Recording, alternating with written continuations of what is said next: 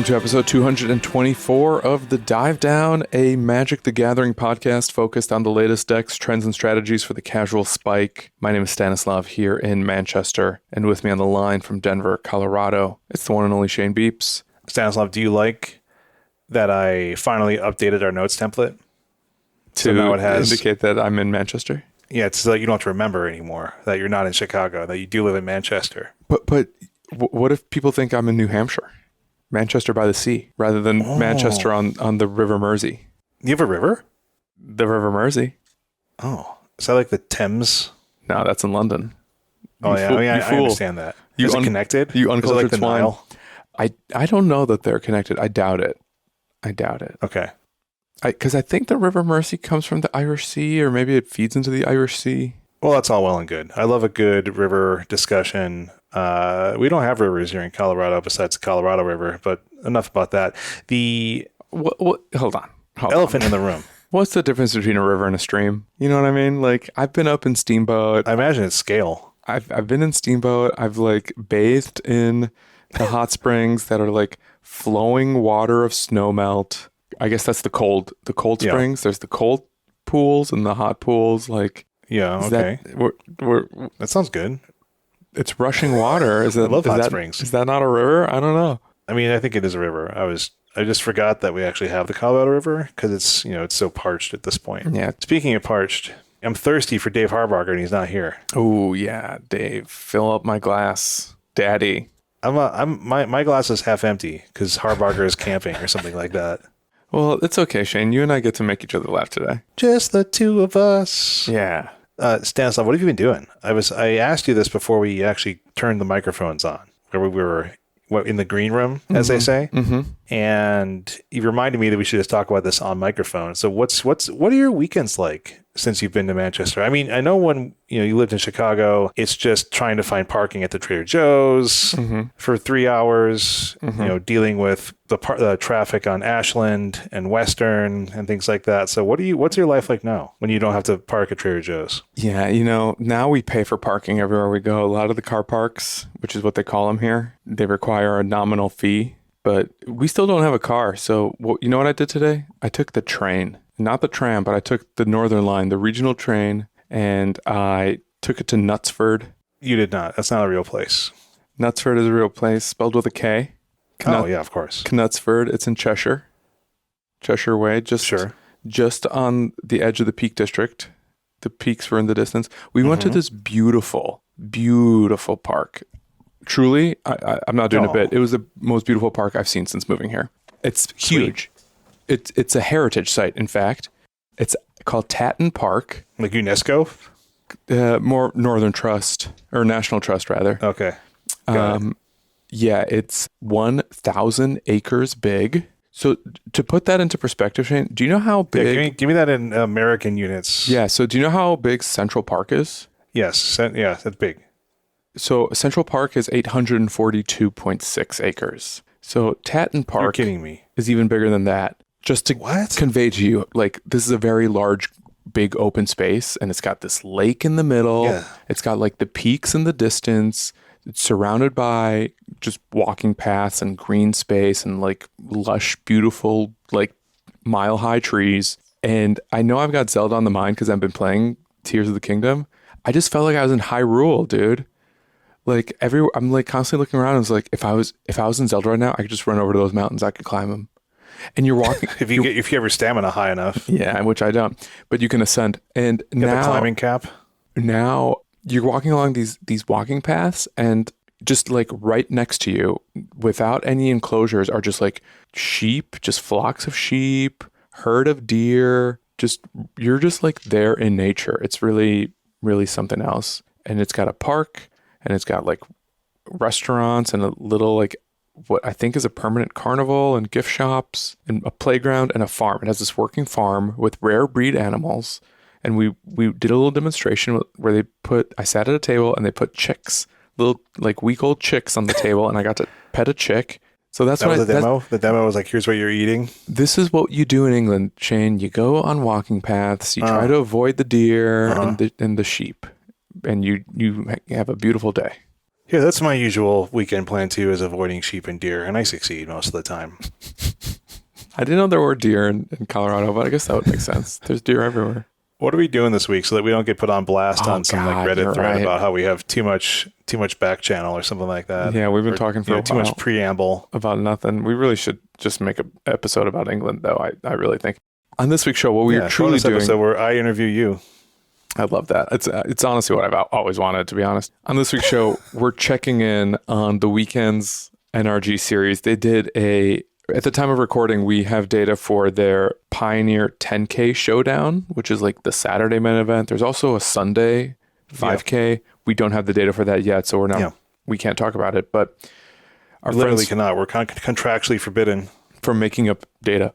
But yes, our friends at Nerd Rage are over in St. Paul, Minnesota. So we're going to talk about the data we do have in Pioneer. And on top of that, I'm also going to talk to you, Shane, a little bit about my own Pioneer play. I played a Pioneer RCQ yesterday. Oh, that's awesome. Did you win? No. Did not win. Oh, that's too bad. God, I would have loved to win and tell you. We probably put that.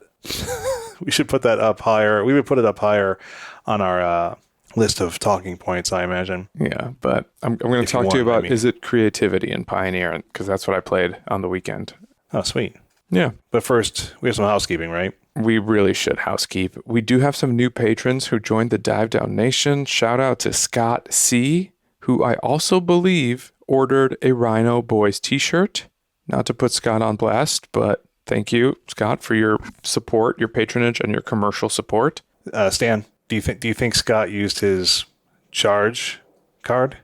Wow, Shane. That joke really cascades off the tongue, doesn't it? Also, we do have an increased tier. Yeah, Mickey S, the other Mickey S. We have many Mickey S's in the Discord. One of them supports us even more than they did a week ago. So thanks for that.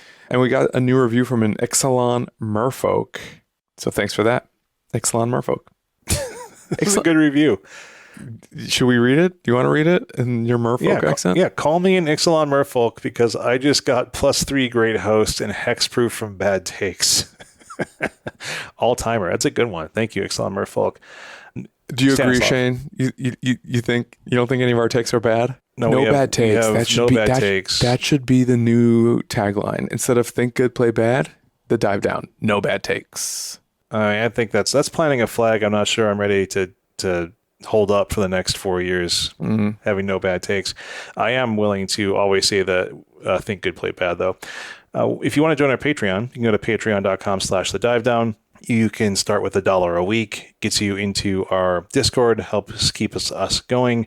If you want to get things like our new set of pins, stickers, tokens, deck boxes, playmats, things like that, you can go up into various tiers depending on your desire and budget. So we appreciate all y'all who help keep us going. You can go to our store for one-time purchases, thedivedown.com/store. If you want to rent cards on Mana Traders and play on Magic Online without kind of using bots to buy and sell cards, you can use code TheDiveDown2023 for 10% off your first 2 months. Our friends at Barrister and Mann have a new code for you, the Divedown M23. I don't know what the Divedown M23. Probably May. Yeah. Oh, May, yeah. For 15% off your first order there. And our buddies over at NRG Plus, 8% off your order just from being a Dive Down listener by using code DIVE8. Stanislav. What up, Shane? That's the housekeeping. So I realize I kind of put this in the wrong order. So I have the breakdown portion in the Dive Down. And I think we should really reverse that. And because this is breakdown content, we should just start with the Pioneer NRG from Minneapolis, St. Paul. What do you think about that? I think that's a great idea. It's so fresh, so clean. Okay. Let's do that. Yeah, it is. It's fresh in mind. I was just looking at the data even right before we fired off this episode. And so, yeah, this weekend, our friends over at Nerd Rage had their Minneapolis St. Paul Pioneer 10K on Saturday. And like you said, the Modern 5K is happening right now. I think they're through 4 rounds. And since this is still going on, we're just going to talk about Pioneer. Our own Doomwake was commentating the second half of Saturday and I believe he's playing in an RCQ in paper today. That's why he's not on. And so, but he commentated the second half on Saturday. It was always great to see Devin doing some commentary with Joe Lissette. It was awesome. We had 161 players across 8 rounds of Swiss. And I felt like when we're going into this Pioneer event, things were still feeling relatively stable in Pioneer. Like neither Mom nor Aftermath had created kind of brand new deck concepts as of yet, at least, right? But I felt like there was a lot of potential shifts with some of the power balance in Pioneer and a lot of questions that we have to answer too. Agreed. I feel like the way I would describe the point you're making, as I see it, is that there wasn't like a deck to keep an eye on after like this past week. No. In the post Mom metagame. I think there was like cards not here a single and there. deck, no. Right. I think there was like cards here and there that like people may have been playing with, but I don't think there was like anything that had become this like new deck to beat, anything that had been a breakout prior to the weekend, or something that I think people were like especially curious about. Yeah, like the things that I was looking for was like, did Pelucrinus Reborn make Mono Green Devotion like the new best deck again? Or, was Rogues going to be a thing with Fairy Mastermind? Was Rona going to be a thing with like Jeskai Ascendancy after kind of like that initial surge we saw on Magic Online, or just kind of the Rona combo with Mox Amber? Lotus Field even started playing like Chandra Hope's Beacon, which is a card that like none of us talked about, but makes sense in a deck like Lotus Field. And we can probably talk a little bit more about that later. Like Copper Coat Vanguard, we talked about that last week. Was that going to be as good as advertised in Mono White Humans? Was Obnixilis Captive Kingpin going to make people kind of check out Rakdos Sacrifice the Rakdos Sacrifice deck again? It's always like something that I feel is like lingering around the top tables, and like really good players have done well with it, but like, was Captive Kingpin going to be a new thing to push it? And so these are all the kind of things that like I think we had in play. And I think this was the first sort of paper tournament that we could look at and see what people were going to bring to the table.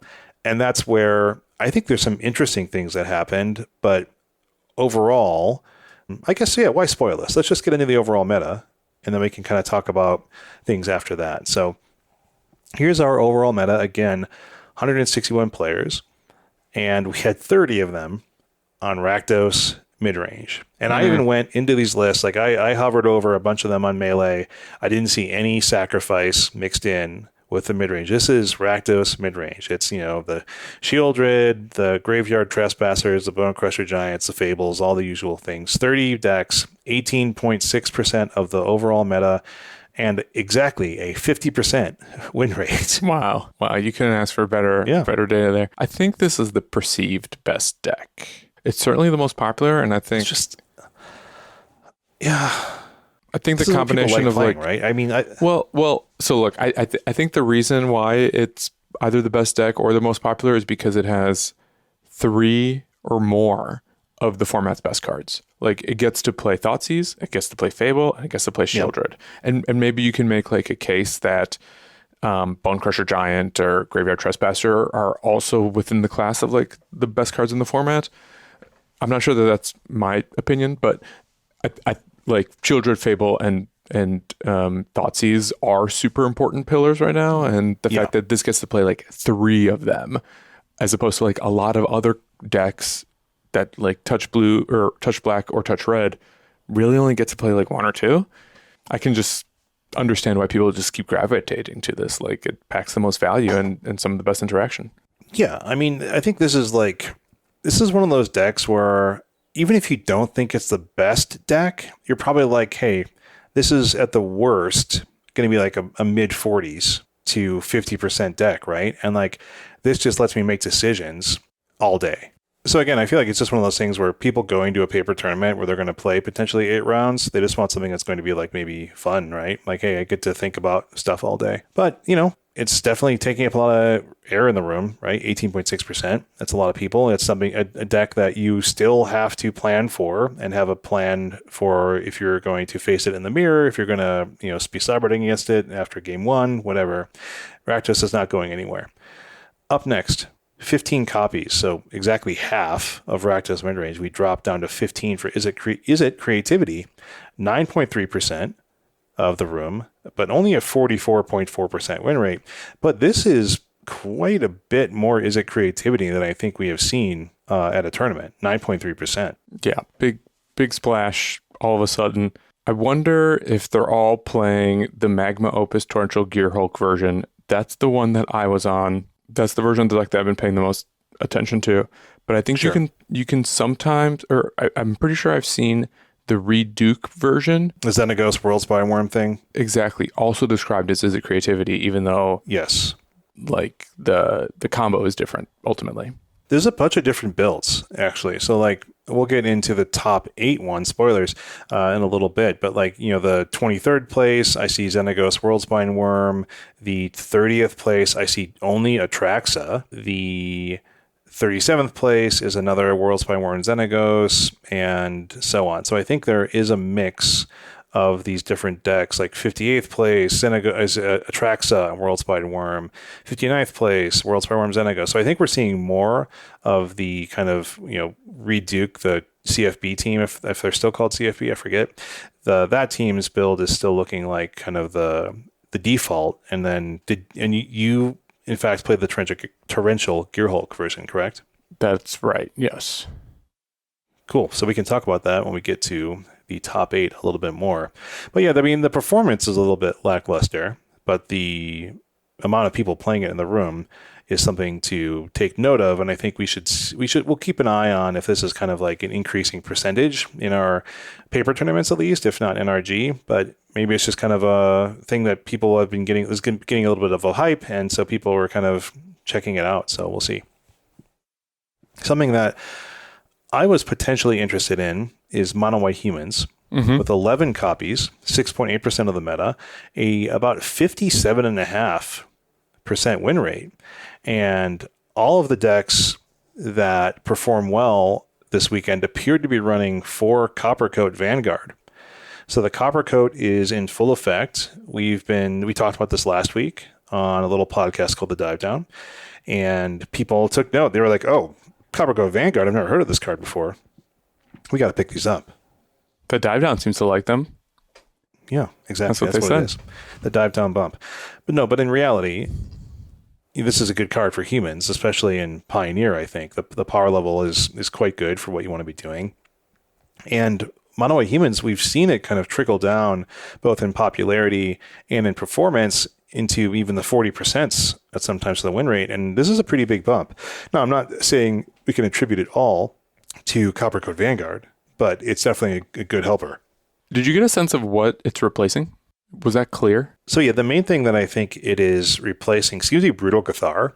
Like Brutal Cathar is just sort of not in any of the more recent winning lists, or, I mean, that's not exactly true. It's in some of them, but like I see more of a lean towards things like Anointed Peacekeeper, Knight Errant of Eos, sometimes even.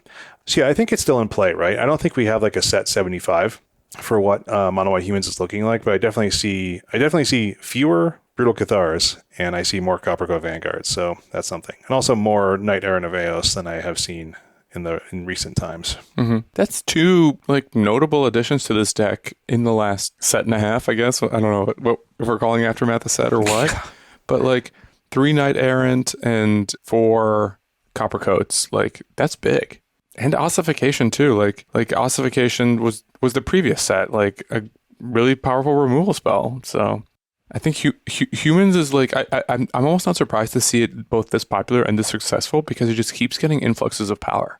Yeah, I mean, that's what it takes to keep decks. I mean, this is very obvious to say, right? But like, that's what it takes. It's like if you get 3 cards or 3 options over like 1.5 sets, like if we talk about All Will Be One and then March of the Machine, then you're going to be happy. Like if you get a good removal spell and like something to increase your clock and make your opponent's interaction much worse against you, and then also something that you can dig for cards. Like if you have Knight Errant of Eos in your deck, then you have the ability to sort of refill your hand. Then man, Bob's your uncle. My uncle's name is Yuri. Yuri's your uncle. Mono Green Devotion, 10 copies, 6.2%. 52.9% win rate. So Mono Green Devotion, a little bit less than at its peak, I think, in terms of representation, but we do see a bump, perhaps a small bump in win rate. I think this is kind of like, hey, Mono Green Devotion, I'm still here. Don't forget about me. And no copies made the top 8, but I think it's slightly more than recent tournaments. I think it's been pretty dire, but still on Magic Online. Like if you look at MTG Goldfish, Mono Green is still the second deck by a good margin, right? Like in terms of just meta representation. So I think that it's perfectly acceptable and perfectly expected, to see it here at 10 copies. Lotus Combo, 10 copies as well, 6.2% of the meta, 43.1% win rate. Nothing seems to be too different about the way this deck is built. There is a recent addition that seems to be in a lot of decks, which is like a 1 or 2 of Chandra Hope's Beacon. That's a 4 red walker that gets 5 loyalty. And we didn't talk about this in our spoiler episodes, but I do see the reason that it's in this deck because you can play this and then instantly do something important with it, right? Like, so it reads, whenever you cast an instant or sorcery spell, copy it. You may choose new targets for the copy. This ability triggers only once each turn. You can plus Chandra up 2 to add 2 mana in any combination of colors, or you can plus her 1 to exile the top 5 cards of your library. Until the end of your next turn, you may cast an instant or sorcery spell from among those exiled cards, and then the -X is it deals X damage to each of up to 2 targets. So I think I talked to some of our Lotus players in the Discord, and it seems like something that like people are sort of testing. One of the main things you can do is like immediately cast a double copied hidden strings off the mana that she makes, and the +1 digs. You can remove like 4 toughness creatures like you can remove creatures the turn she comes down. So it's just like a flexible, useful utility planeswalker. I'm curious to see if it sticks around. I'm not a Lotus player enough to speak intelligently to the usage here, but she was in the top performing Lotus decks. Greasefang, 8 copies, 5% of the meta, a 47.6% win rate. I feel like the shine has come off Greasefang a little bit. People aren't kind of rushing to be playing it as much as they perhaps were in the post Pro Tour environment, but that's where we are with Greasefang. Totally normal performing deck. Enigmatic Fire, 7 copies, 4.3% of the meta, exactly 50% win rate. I don't really have anything to say about Enigmatic Fires. It just seems like one of those decks that, like, if you like it, you're going to play it. Like, I don't really know, like, when Enigmatic Fires is going to do better than other times. It just seems like, hey, I'm a powerful deck, and I do pretty cool things, and some people like my play patterns, but it doesn't ever seem like it's going to, like, take over the metagame and for any particular reason, right? Well, I think it's just another way of playing control with like little built-in combos and synergies that let you like tap out and still do stuff through Fires of Invention, essentially. And you have like really powerful, flexible top end, like whether it's Atraxa or Tulsamir or Kenrith, like or Elish Norn, Mother of Machines. There's 20 Elish Norns now, so you kind of have to specify. But yeah, I just feel like you can play almost like a combo control plan with pretty good control cards, like Leyline Binding, for what it does, arguably the best control spell in the format, other than maybe Thoughtseize. Beyond that, like I think this is just for people who want to test their skill and problem solving capabilities in terms of like how well they're able to use Enigmatic Fires to leverage like their mastery of the format. Yeah, I'm all for it. Another deck people like playing that is perfectly serviceable, go for it. So this is a deck that I actually thought I would put in that same bucket, like perfectly serviceable deck people like playing. Azorius Control. There's 5 players on it, 3.1% of the meta, but these 5 players went off to a 71.8% win rate. And sure, 2 of them made the top 8. With 7, 0, and 1 records, which is going to help boost up a win rate like this, right? So I'm not saying like Azorius Control is a new scourge of the meta, but I think it's just like, hey, we need to pay attention here. And I didn't see anything really new in these lists, besides like one person had a few Chrome Host Seed Shark in the sideboard. But it's just like what you expect, right? Like removal, counters, Wandering Emperor or something on turn 4, Teferi on turn 5, take over the game type thing. Like you just do your control deck things.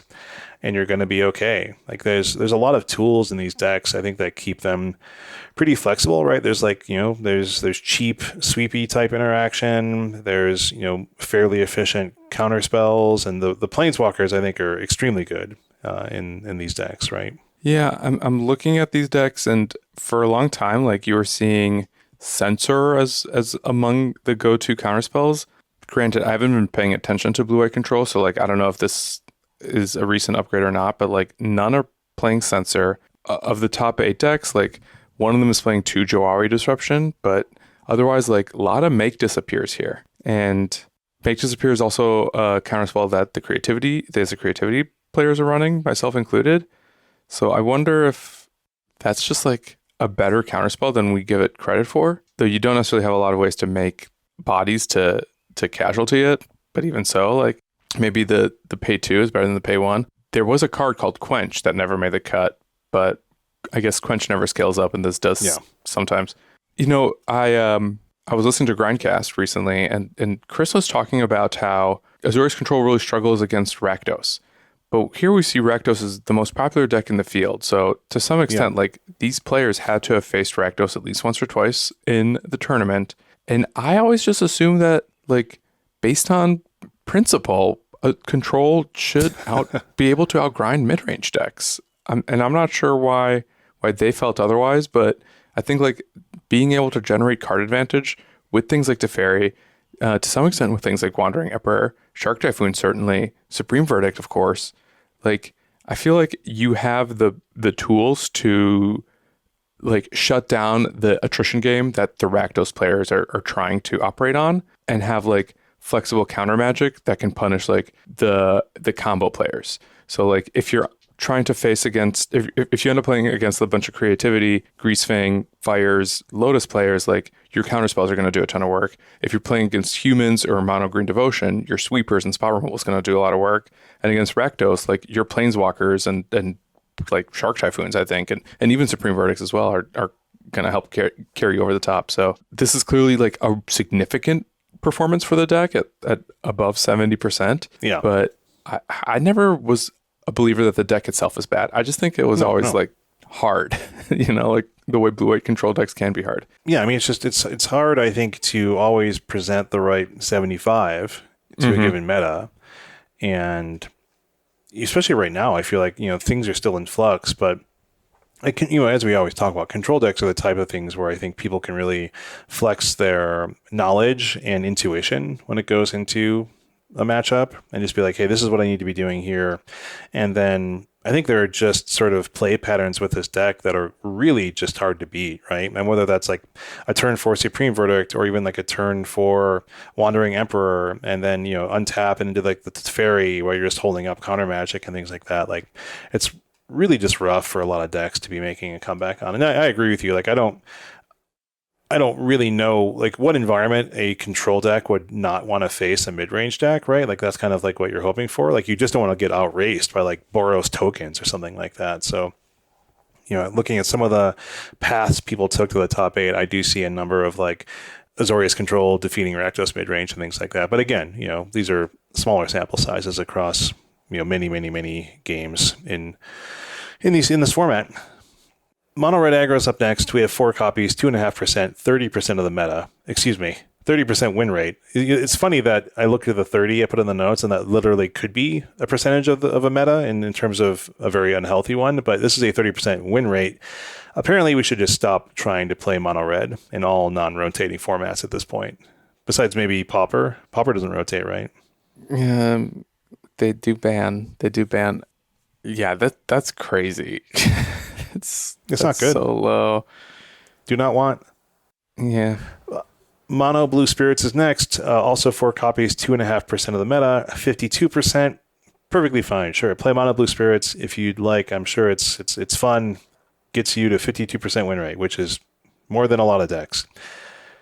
And then I sort of did my usual cutoff, about 2% for my other 35.5% of the meta was 3 copies or 2% of the meta or below. That included things like Selesnya Angels, which had a really bad day, by the way, Sultai Neoform, Jeskai Ascendancy combos, the Boros Convoke aggro, only a couple Izzet Phoenix decks, like one Rogues, one Rakdos Sacrifice. Yeah, I'm a little surprised that there was only one Rogues player. Me too. I feel like this deck is one of the hot new entries to Modern. Or Pioneer, and it's not that new, but like the addition of Fairy Mastermind is exciting, and it is a Thoughtseize deck, which is important. It's also a Shieldred deck, I think, more often than not. So yeah, it can be for sure. It has some of the good cards. You get to play tempo strategy, play counter spells and removal spells. Like, I think Drown in the Loch is the closest we have to actual Terminate. So, yeah, I mean, Drown in the Loch rules. It's a very strong card. Drown in the Loch rules. So a little surprise there. I'm like, just as a quick aside, I'm thinking about, like, after my horrible day with creativity, spending a little more time with Rogues, actually. Spoilers. Just to be able to play like more Thoughtseize tempo strategy on principle. Yeah, I'm not opposed. What do you think here, Stan? Like, do you have any thoughts about kind of like, you know, what we saw? Any kind of insights or surprises for you? Yeah, I mean, I think the popularity of creativity is probably the biggest surprise, and I wonder if that's like the slow maturation of this deck, especially after Reed took it to the finals of, I think it was a Pro Tour, but who knows? Yeah, that's a Pro Tour. Was it a Pro Tour? It was the Pro Tour before the one that Nathan won. That means that there were 2 Pro Tours in a row. I mean, that seems, who knew?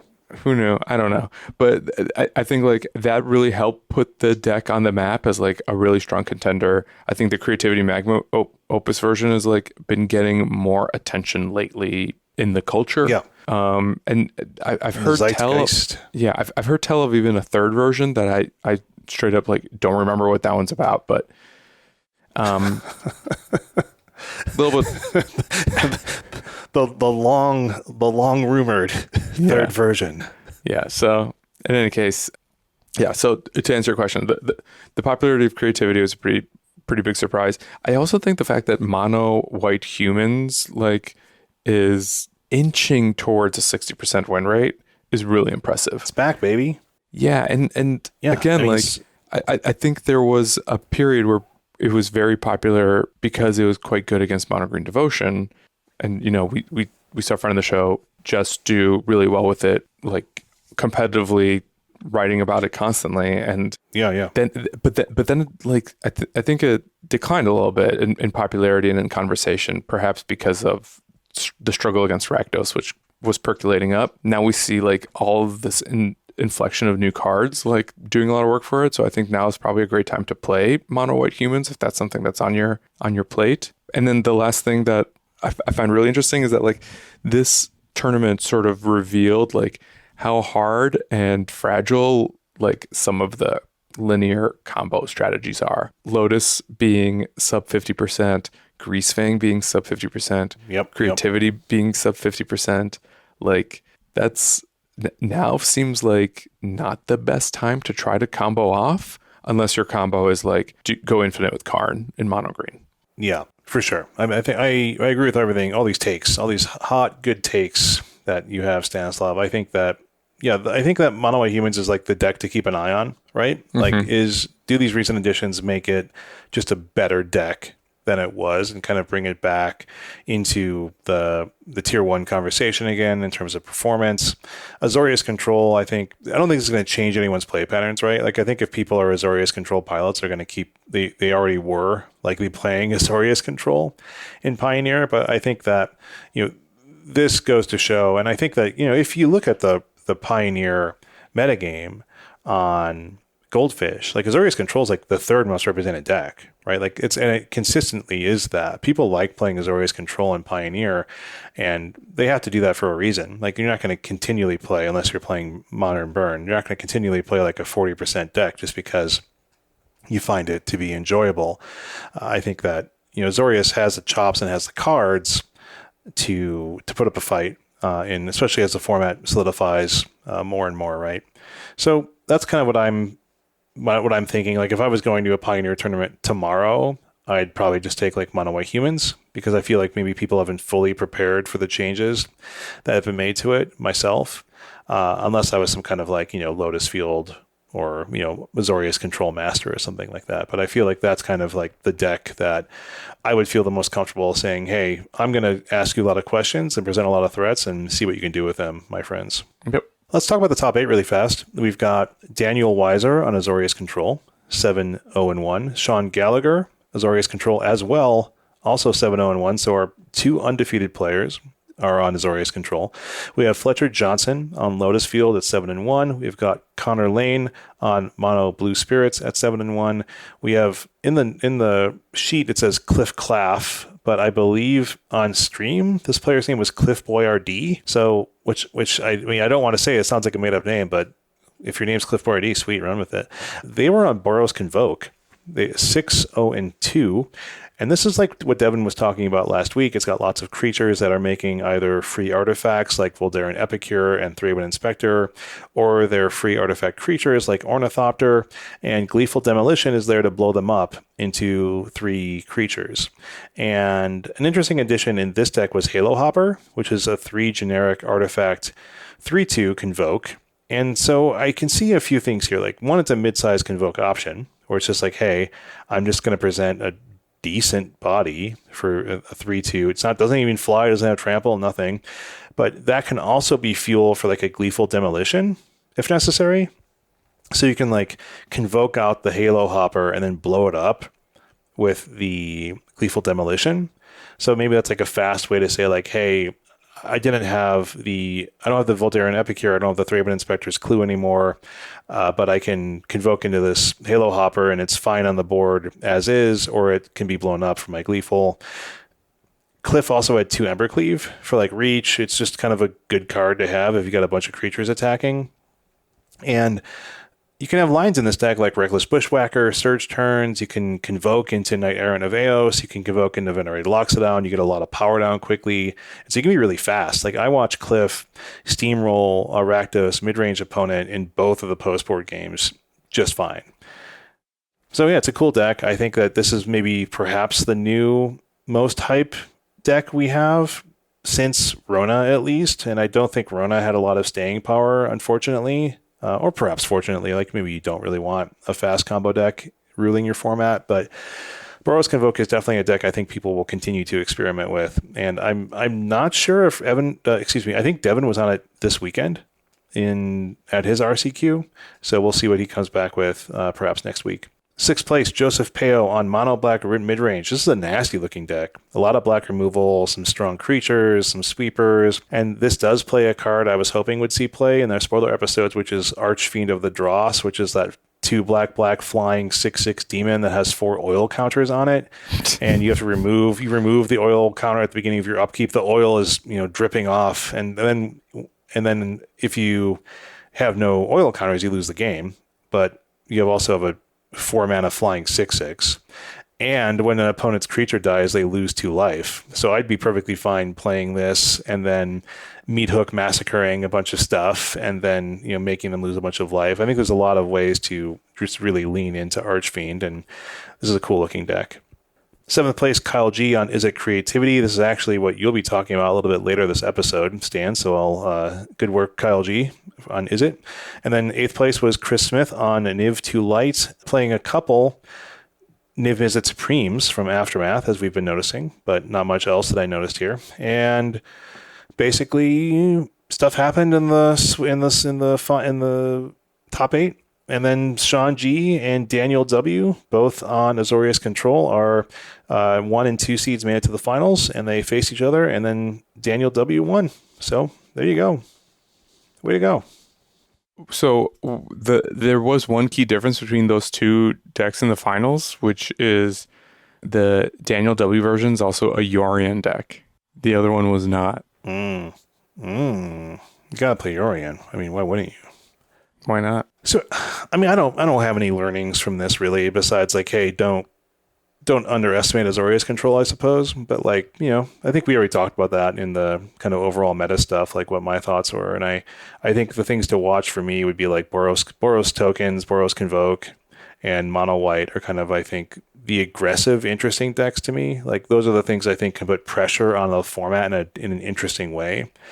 And so if you're saying like, if you're putting that kind of pressure on things like Mono Green or Lotus Field or any of like the slower, creativity, things like that, like if the format gets faster, then that will impact, I think, the ability for some of our, more fun, more silly kind of spinning your wheels combo decks that just won't have the time to get everything in place like they did before. So yeah, I think the only other learning is like maybe put down mono red if your goal is to win competitive tournaments with it.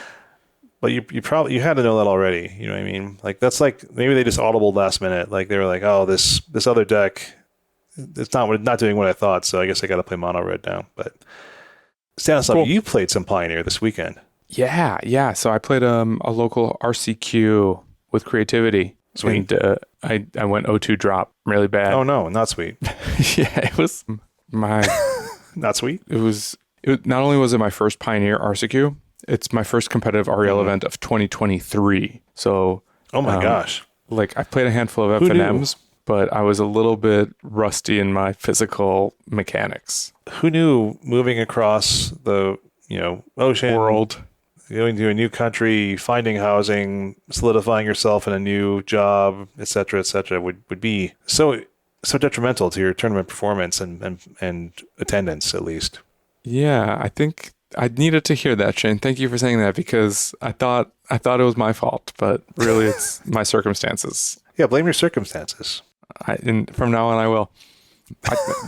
Frankly, like I still had a pretty good time. Like even though I left the tournament after 0-2, that was just like my kid and wife were also downtown, and I was like, well, I'm just gonna hang out with my family on this beautiful summer day, and it was not for lack of enjoyment in the environment. I will tell you like a little bit of background on me and this deck. I picked it up 2 or 3 weeks ago for the first time after CCR tweeted about it, and I just wanted to give it a spin on a lark. Because I like playing as a control deck. So I play Fable the Mirror Breaker, which is a really good, important card. And I was curious to see how it ran. And frankly, it was like love at first sight for me. I really liked how it worked out of the box.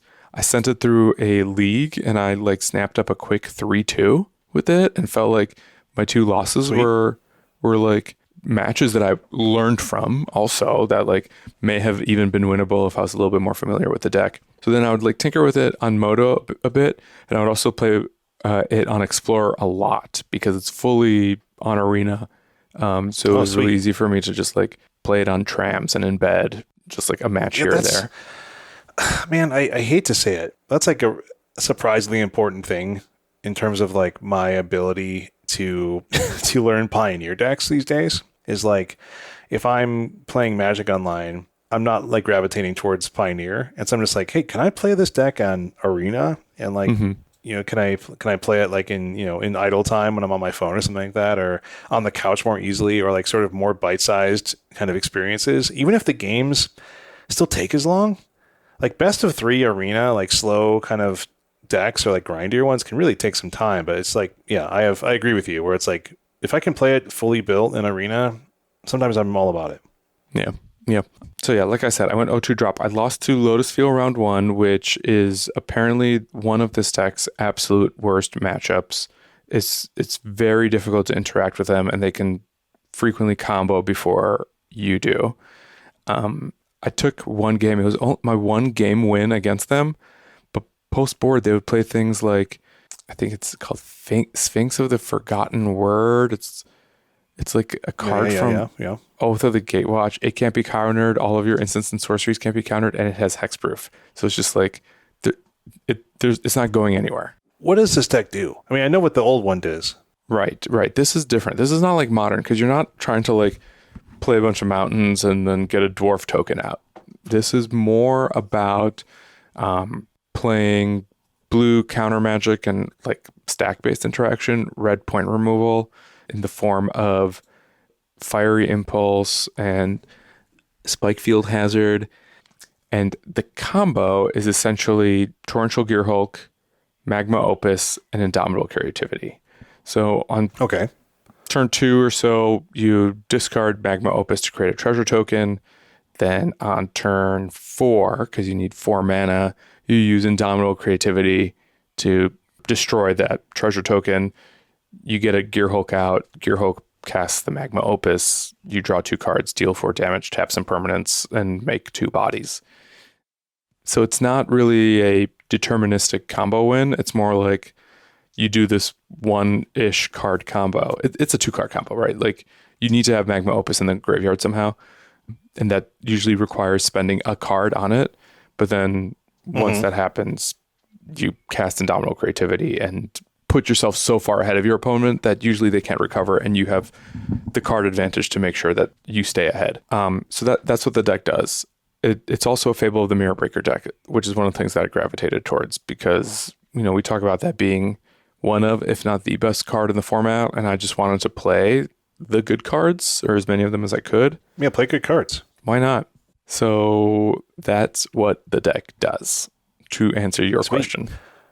So is that better than the other things that this deck tries to do with like the Xenagos, Worlds by Worm, etc.? Right. So the difference between the Xenagos version is that one does win on the spot. Like Xenagos World Spineworm is like, for lack of a better word, it is a Splinter Twin situation. Like if those 2 cards are on the battlefield, you are literally dead.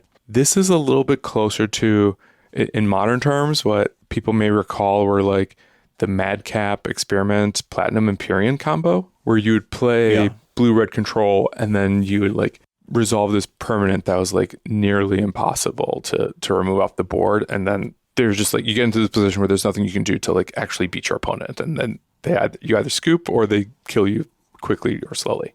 It's also a very reactive strategy. And I think the Xenagos version ends up relying a little bit more on like grinding through the deck, because that one needs Creativity X to equal 2 as well. So like executing the combo is a little bit trickier. So you have to be a little bit more committed to the combo, whereas this can sometimes play like a slow reactive game where you're just fiery impulsing creatures, countering other things, playing a Fable and like saying like, do something about this Fable and take a turn off while I build towards another game finishing conclusion. So yeah, I think ultimately the reason why I went towards this is because personal preference made me want to play Torrential Gearhulk, but also like this is blue-red control with a quasi combo finish. Yeah, and you're always into those. You've always been in Pioneer, especially, I feel like, where it's like, hey, is this like a Narset Days Undoing thing? Like, can I play Izzet Control but have some, combo control-esque ability to win the game? Yeah. Yeah, I mean, I was doing that in Modern once upon a time too with Kiki Jiki. Like, I remember, and like you were into the Blue Moon style stuff, weren't you? Weren't you doing 100%? I was. And this is your thing. Just maybe I still am. Yeah, it is my thing. It doesn't treat me well lately. Like, always suffering. Like me and Indian food, Stan.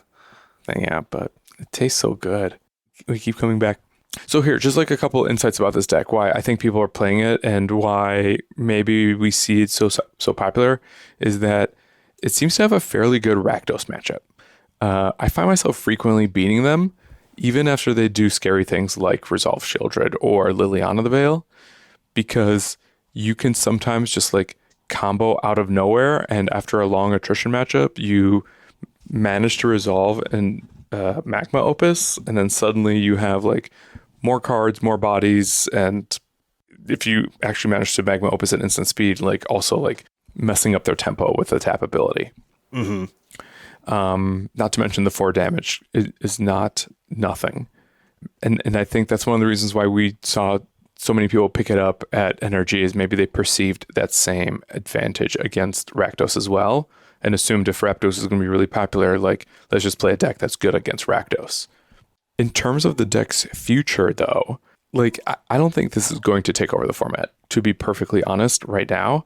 And I think part of its problems is the quality of its interaction, and it always leaves me wanting more from its cards. And why I'm really only talking about, like, Fable as the best card in the deck in terms of just raw Pioneer power level. Things like Fiery Impulse, it runs Make Disappear and Divide by Zero. Like, those are cards you play because you need to interact in your colors to the best of your ability at like the rate. but they're not like the best versions of interactive spells. You know, Bolt is like better than Fiery Impulse, believe it or not. You know, I'm like, who knew? A better counterspell. Like, counterspell is never going to be in Pioneer, I don't think, but like a Mana Leak or a Remand or a Memory Lapse, like, would be so much better than make Disappear. And the conditional to pay 2 to on Make Disappear makes it really easy to play around. If people sniff it out or know that you like have seen others, they just play slowly. And if you're not coming off fast enough, that's just like one of the ways you beat the deck, is playing around all of their interaction, just because the interaction is kind of dopey. Sure. So long story short, deck is fun though. I borrow the creativities. I'm not rushing to buy them just yet. Mm-hmm. I'm still going to experiment with other decks in Pioneer, but I'm not putting this one down either, just because I think it's fun and has potential to grow with new additions. If it gets as much love as Humans has been getting, yeah, I can see, you know what I mean? Like I can see this like maybe doing something in the future as a way to play blue-red control long term. Cool. Yeah, I'm sorry you went 0-2, but I'm glad you enjoyed the time and want to keep playing with the deck. So more power to you, my friend. And you know what's funny though about these decks though, Stan, is like, let's say this deck gets better. Let's say this deck becomes like a 57% win rate deck where it's like sort of consistently putting, if this deck was putting up the numbers that Mono White Humans was for months in tournaments, people would be clamoring for a ban. People hate when decks like this are good. They hate combo control decks, right? Mm-hmm. And so let's keep it in the fair to midland area in terms of quality and power level, because then nothing will happen to it. Yeah. So Stan, I think we talked a lot about Pioneer. Do you want to spend some time with me in what I will now transition us to the breakdown section to talk about some WOTC stuff, some WOTC. We'll do some hot takes about decisions that WOTC is making that really don't probably impact our formats very much. So hopefully we won't talk too long about these. But I think there's some interesting stuff that has the potential to impact Pioneer, impact Modern, and kind of just get us thinking about kind of, I think, Wizards' general approach to the way that they are curating their paper, 60 card paper constructed set, 75 cards, I don't know, 60 cards. But what I'm dancing around here is the new ban and restricted update strategy, like their strategy update at least. So it's funny, like I do wish we just called these the ban strategy, because restriction only comes into play in Vintage, and no one in paper plays that, and we don't talk about it. But you know, everyone calls it B&R. And they haven't done a restriction in a while, if I'm not mistaken. I'm clueless. I don't pay attention to that because it just does not. I do not play Vintage. And also, like, well, the reason then, like, restriction existing serves only to have people be like, what if we restricted cards in, you know, normal formats? And then we have to have sort of the same discussions where it's like, well, this is why this sounds like a bad thing. It just would, you know, maybe increasingly polarize games, and like where if you draw the card, then it's really crazy, and if you didn't draw the card, then you're not happy. And it's like, well, you know, I don't want to have that conversation anymore. This is old man shouting at clouds type stuff. But so what's happening here is that Magic is moving Standard into a 3-year rotation cycle. And at the same time, we'll talk a little bit more about that later, perhaps. But with this, they stated that they are moving to a once-a-year banning announcement, but not necessarily bannings themselves, kind of schedule. And this is beginning with the May 29th announcement, which is going to impact Standard. They directly reference the upcoming Wilds of Eldraine and the Lost Caverns of Ixalan sets not being designed with this 3-year rotational change in mind. So something must not mix well with what's coming. So we'll see what kind of changes that brings. It's not going to impact us potentially. I don't think there's anything that is really broken in what's going on in Pioneer and Modern. Perhaps we'll talk about that in a minute. But so what this is really happening is that once a year, it's guaranteed. It says it's guaranteed to occur, but I guess it means it'll be either no changes or changes. And it can include bans in any format, and apparently, quote, plenty of communication with players before these go into effect. I don't know why you would need plenty of communication ahead of time. It does the same thing. If you say a card's going to be banned, it effectively is going to lower the price in the same way. So anyway, the reason this decision has been made, Andrew Brown says, is because of community feedback saying Wizards is banning too frequently and too randomly. And apparently this is hurting too many players, making it hard to invest in the cards. And so there's also consideration of unbanning cards, with leniency being given to kind of cards that have been around for a long while. So, this is where why is Green Sun Zenith still banned or something like that? Do you agree with Andrew Brown that, or like the nameless fans these days that are saying that Wizards is banning too frequently? Because is it that we don't pay enough attention to Standard that doesn't sound right? Because I'll tell you, mate, that doesn't sound right to me. No, I mean, I have some stats for what this means for Modern and Pioneer in terms of like how bannings have looked in the past few years. So yeah, I don't know if I agree with that take. Like, let's just pull this up. Let me go click clack. So banned history.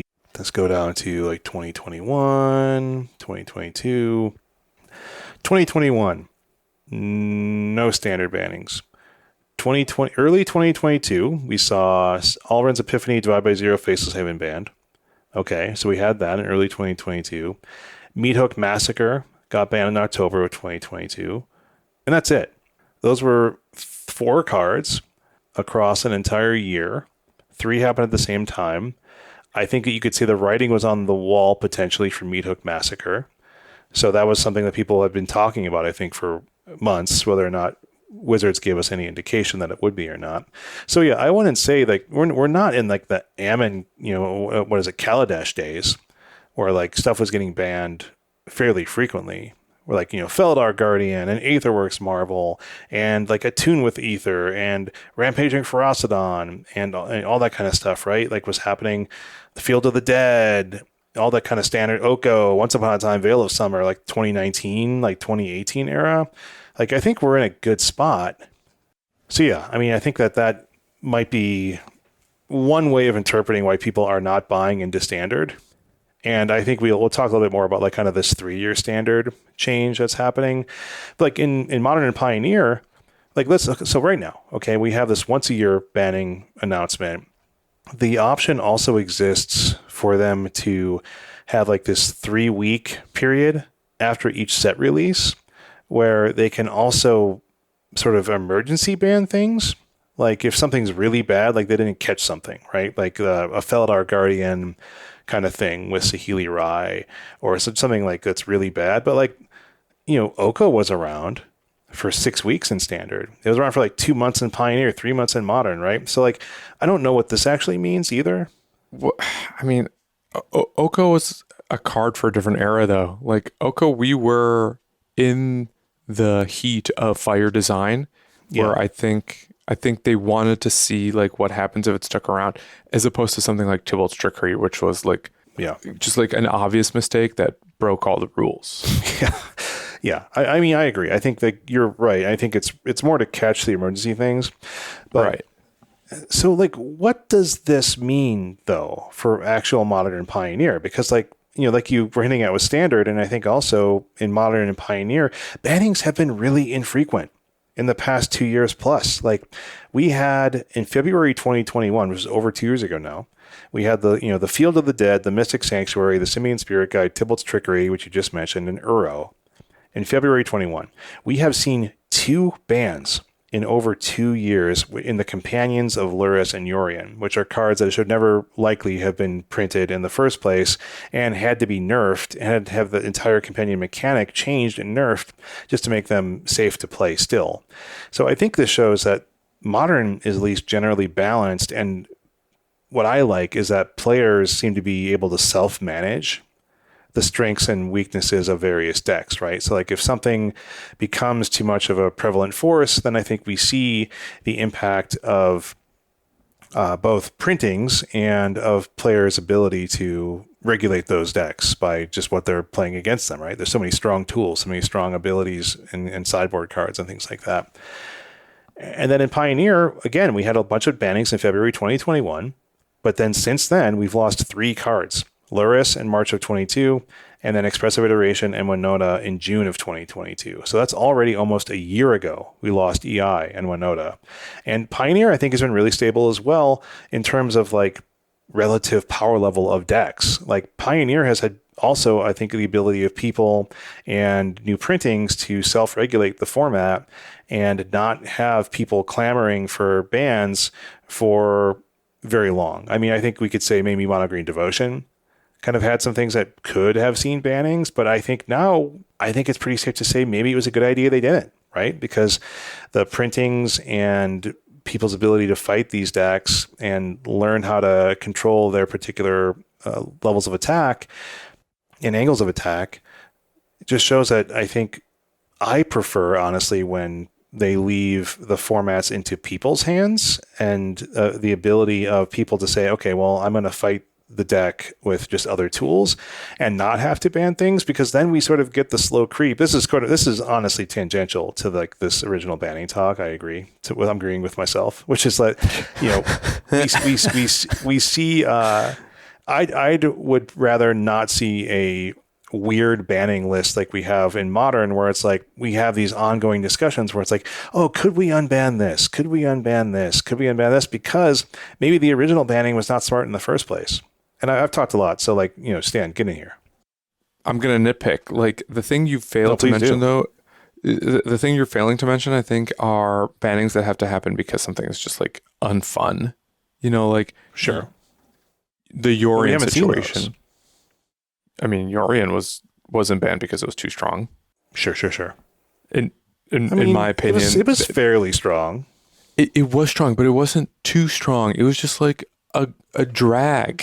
Like rounds went too long. Like the games were obnoxious, and I think like that's what annual bans are going to open the door for, is like format health checkups that don't necessarily have to do with cards or decks being overpowered. I see what you're saying, where it's kind of like they're forced to look at everything every year and just say, hey, even if something's not broken, is it healthy? Is it fun? Which is the most important thing. Yeah. And like we will probably see years where like something doesn't get banned from your favorite format during the annual health check. And that's probably a good thing too. Like that means things are sort of working and design's working as it should. And you may not always agree with those lack of decisions, but I think annual B&R announcements don't necessarily mean annual bans. Yeah. My only concern is by sort of going on the record saying we are going to ban things, we're going to have an announcement once a year, and then the other sort of post-set 3-week periods are designed to catch emergencies. Where does that sort of put the ongoing like ban decisions, where it's like, this kind of sucks. Do I have to wait 9 months? Like it kind of sucks, right? Where it's like, hey, something doesn't seem quite right. Like Luris seems a little bit too good, but it's not like broken, like Tybalt's Trickery. Yes. I think the answer is just, yes, you're going to have to wait 9 months. We waited 9 months for Luris. We waited longer than that for Yorion. Like that's just how it goes. You're just going to have to wait a while. Deal with it. Or in the case, to your point, in the case of like not banning something from Mono Green Devotion, like literally find a way to deal with it so that it's not too problematic. Yeah, here's hoping. I'm hoping that that's the case. I really don't think this is going to make anything different for Modern and Pioneer, especially. But I mean, I think because it's something that they made they made the take on it. Like they put this out in the world and let us all know about it. And so I'm interested to see what the cascading effects of this are. Yeah. I think my hope is this makes for an environment where unbans are easier. Because maybe they can try and unban and then have that 3-week window to like say like, record scratch. Mistakes were made. Yeah, good point. But that's wishful thinking. I just want more unbans. So we kind of hinted this 3-year standard thing. And again, this has even less to do with what our usual formats are. But I think it's kind of interesting. Maybe. I mean, I think this is interesting because it's another big change, right? Which is like, yes. Go ahead. So I think that might have more significant cascading effects, actually. Oh. Okay, so here's my crazy wall theory. One of the reasons why they talk about these 3-year standards is it allows them, among other things, to design cards that respond to current standards that end up in print, like when the cards go live. Yeah, so you know what I mean? So like they can plan ahead even more and kind of like maybe tell not only a game, like a Vorthos story, but also like a mechanical story. Sure. Or like if they, let's say, design a mechanic that they have ambition for, the mechanic doesn't pan out, they can reinforce it, do something. Maybe a mechanic ends up being too good, they can print reactions to it without having to necessarily ban something. Or both, like ban, then unban, print reactions, blah, blah, blah. Possibilities are endless. Yeah, I don't really know how far out they work. But I mean, with a 3-year standard, like let's say I don't know if they work 2 years ahead or what. I think that's what it is. I think that's the number I keep hearing is that like it's a 2-year gap. So they might have a small window to still like actually get something into a set where it's like, this hasn't gone to print yet. It hasn't, been fully finalized, and having 3 years is a good amount of time. Yeah. So here's my theory, right? Let's say they print something that's really good in standard that sees play in older formats too. Purely hypothetical Shieldred. Yeah, that happens from time to time. Yeah.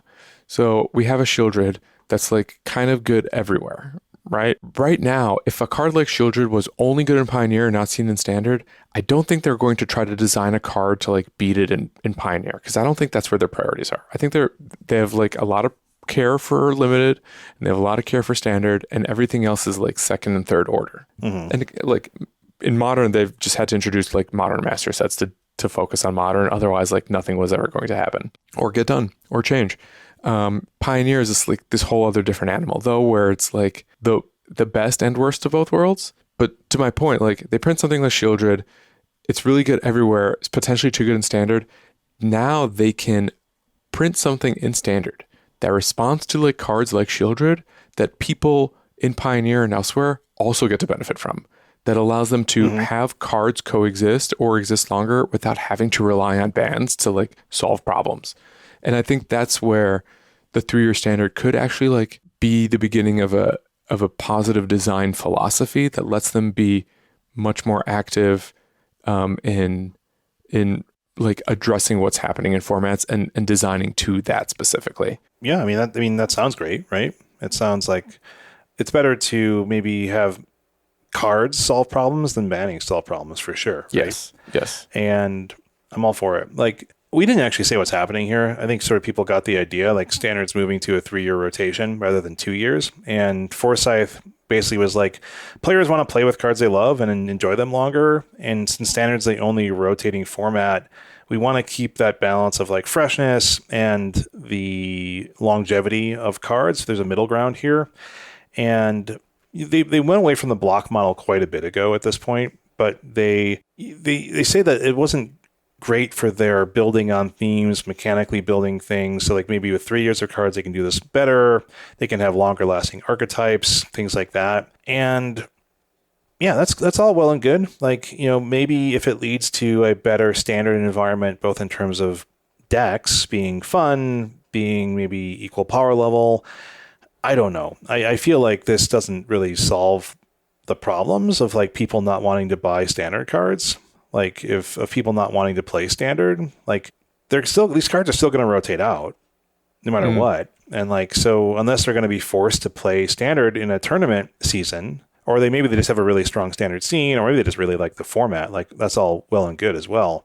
But like, if the cards are really strong, like, doesn't this give them like just another year for players to be annoyed by them? But like, maybe like you were saying, Stan, is like, maybe it gives the time for WOTC to respond to it with answers. But, like maybe like Shieldred or Bankbuster aren't like broken cards that need to be banned, but it's not like, back in the day, people didn't want like another year of Siege Rhino or like another year of Thoughtseize or Teferi Hero of Dominaria or things like people like were clapping their hands when like these cards finally rotated. Do you know what I mean? So And like, if the goal is to try to keep things in check with perhaps more bannings, like what's the benefit of like more bannings? But like, I'm hearing what you're saying, which is like, maybe it's just like more printings. And I'm hoping that we have that kind of rotational ability with the new extended rotation and just see what happens. Like people play standard on Arena. It's the most popular format. It's the most popular format in Arena. Allegedly. Right. I mean, allegedly, yeah. I mean, I don't think they're lying to us, but I don't play it. Yeah. Well, they might be lying to us. Yeah. Look, for what it's worth, I don't know if I've said this as clearly as I want to. I really like both of these directions. Like, I like that they're trying something that's like a very specific intentional shift in how they approach game design and game management. And like, whether or not you agree that everything is broken, I don't think everything's broken. There's always room for improvement. And like, clearly they're just trying to make things more fun. And I think create more sustainable play environments for people. And that's a good ambition to have. Yeah, I feel like this will barely impact us. And if it makes more people enjoy playing more formats, then sweet, right? And additionally, if it leads to them keeping their eye on things more often, then maybe that's just sort of broadly good too. Like, I mean, I don't think that WOTC ignores the health of its formats. We haven't seen that to be the case, in my opinion. But like, if this sort of cadence allows them to just say like, hey, this is what we're doing, this is how we're doing it, and they make new workflows internally that kind of keep this all in mind very actively, then yeah, sweet, great, I love it. Fun. I think, is it time to wrap? Yeah, I mean, that's we're trying to keep these episodes a little bit smaller for our mental health and our ability to go do yard work and see our families. So I can't wait to finish this episode and go jump outside and mow the lawn. Oh, you love mowing lawns, bro. Oh yeah. You get to you sit on your little like 5 mile per hour donkey lawnmower thing. You have your earmuffs so that you don't get hearing damage from your loud. Yeah, I have like my mirrored sunglasses, my tank top, my Miller Lite. No offense, I like Miller Lite. We love Miller Lite. Get at us. If Dave was here, he would probably crack open a Miller Lite. He drinks those a lot. Miller Coors, get at us. Sponsor our podcast. I just have one favor before we wrap. Yeah. Will you join me in cracking this booster pack? Oh my gosh. Okay. You want to drag this on? I have so many booster packs. Didn't you get enough cracking packs with CCR? Dude, we've recorded 2 episodes now, and across those 2 episodes, we cracked 6 booster packs. There's just too much to say about every single card. Podcasters, we need to get a grip and remember how to be terse. That won't be a problem for us because we're not going to actually talk about limited fodder. We're just going to talk about cards that are good and cool. But I'm going to open it. I'm going to crack this pack on mic obnoxiously so that do it. If this episode ends up on YouTube, people can enjoy it there too. All right, so Sigil Sentinel, not going to talk about that. Fertilid's Favor, not going to talk about that.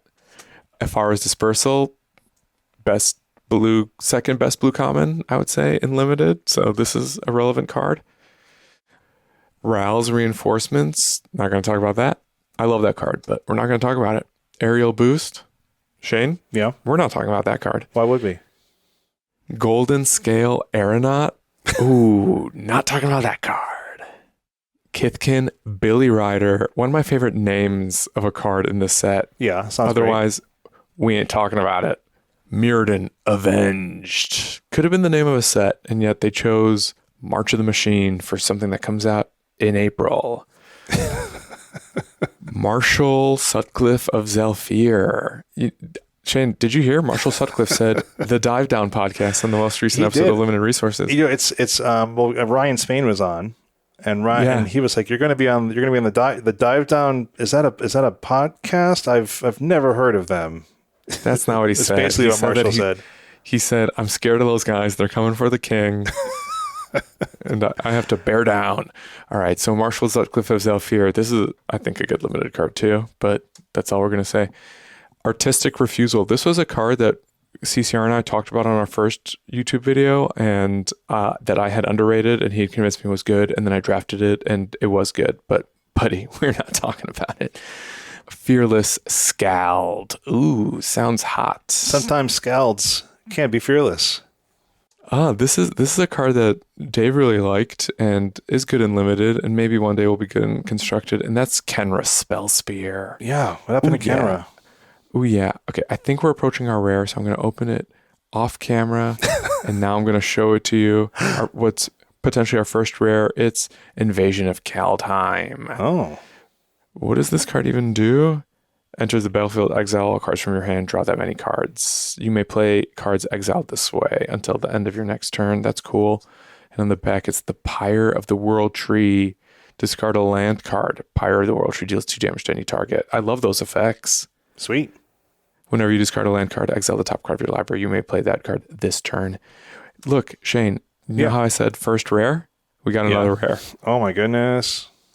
Atris, Oracle of Half-Truths. Bum, bum, bum. How is that card? I don't know. Last card, Jungle Hollow. Jungle Hollow, doodle-doo, doodle-doo. Love that song. Thank you, Wizards EU, for the booster pack. We are using them for content. We're using them for content. I guess you can call that content, reading out some card names and saying we're not going to talk about them. They didn't tell us what to do with them, just to do something, anything. Okay, Shane, good app. I love our twofers, just the twofers of us. But I think that wraps up this week's show. If you haven't yet, make sure you subscribe to our podcast so you get the latest episodes as soon as they come out. And if you use Apple Podcasts, please leave us a rating and review. If you'd like to submit a question to the podcast or reach out to us in general, you can tweet us at The Dive Down, all one word, or email thedivedown@gmail.com. If you'd like to support our show, you can find our Patreon at patreon.com/thedivedown. You can also support us by shopping at thedivedown.com/store. Shout out to Mana Traders for sponsoring The Dive Down. Sign up for Mana Traders using promo code TheDiveDown2023, all one word, to get 10% off your first 2 months of renting Magic Online cards. And you can also get some amazing shaving soaps, body soaps, fragrances, and more at Bear Stearns Mann using our brand new promo code TheDiveDown M23. M is for May, I'll say, today. That gets you 15% off your first order from Bear Stearns Mann. And then finally, save some money on your own paper cards over at Nerd Rage Gaming with code DIVE8. Gets you 8% off your order there. Thank you, NRG. As always, special thanks to the bands Nowhere and Spaceblood for letting us use their music. And until next week, get out there and be creative.